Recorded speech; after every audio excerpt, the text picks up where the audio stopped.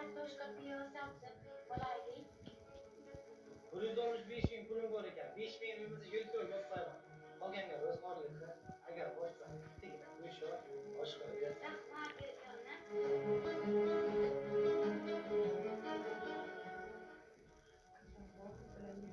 Akasi yo'q edilar, ishga ketuvdilar. Kiring uyga.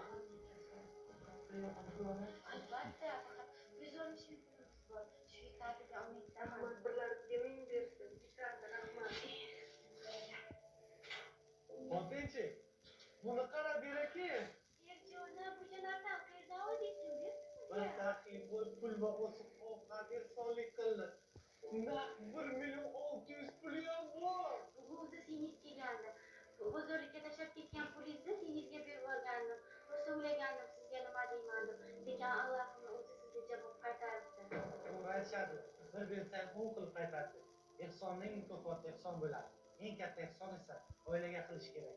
Bu video yoqqan bo'lsa, video tagida kommentariy o'z fikrlaringizni qoldirib, qarashlaringizni yuborishni unutmanglar. Hammalarga rahmat.